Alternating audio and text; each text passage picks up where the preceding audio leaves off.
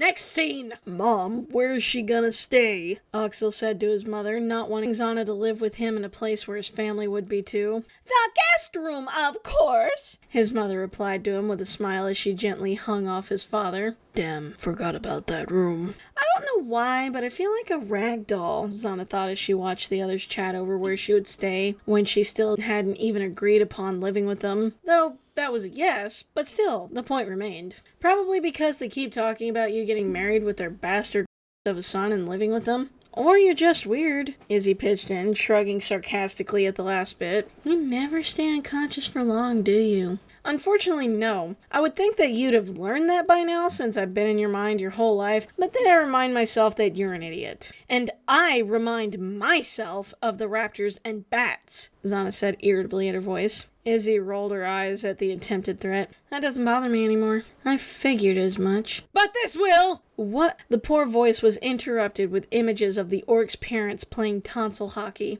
Oh God! Make it stop! For the love of God, make it stop! She shrieked, running away to vomit again. Xanna snickered quietly at the sounds, her ears twitching in satisfaction.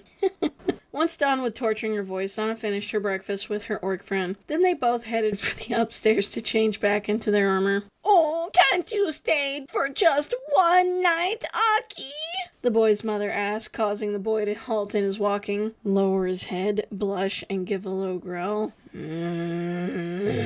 Aki? Man, these guys must hate him or something. Izzy chuckled, immediately stopping her copious vomiting to laugh at the young boy. Don't make me get those images again, Xanna threatened, a light blush on her face as she glared at her voice. Bring it! I'm ready, she replied as she blindfolded herself, smirking as her ears twitched, hearing her host growl at her.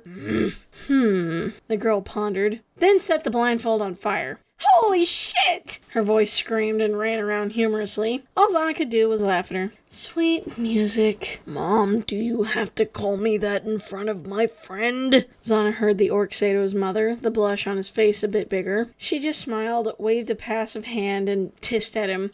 Oh, I'm sure she calls you that all the time, since you two are not dating. Axel turned around to finish his mother's sentence, his face now a completely bright shade of red. Yes, of course you aren't. Now why don't you two just stay the night? Mockthor said, pretty much continuing to ignore his child. Super great parenting. We need to get back to the Barrens and start questing again, the younger orc male said to him. I'm sure you can take a day or two off from questing. But no buts. Your mother and I insist you two stay for the next couple days. Axel hung his head low and sighed, the area around his head turning a shade of blue, from what Xanna could see. There was simply no winning an argument with either one of his parents. He wished that he could leave, not to quest, but to be alone with Xanna, and get to know her better. Well, I mean, he's trying to be productive with that lust, so... Though he'd only just met the girl, he really did wish that she was his girlfriend. But those were thoughts to be put aside for later. At this current moment, he was going to focus on getting his family to not embarrass him in front of her. Xanna, on the other hand, didn't seem to mind staying all that much, if at all. Sure, the idea of staying in a house of someone she had just met yesterday was a little odd and probably not very safe. At least someone points it out. But staying meant sleeping in a bed. A real bed. And she wouldn't have to sleep in it with her armor on. Just the thought of it seemed like heaven. Comfy pillows, warm blankets, no armor. It sounds so perfect. Then Izzy strolled by, glaring at her with a black mark across her eyes. I hate you, she said, narrowing her eyes a bit more at her. I know, that's why you're still in my mind. Call back to chapter 1!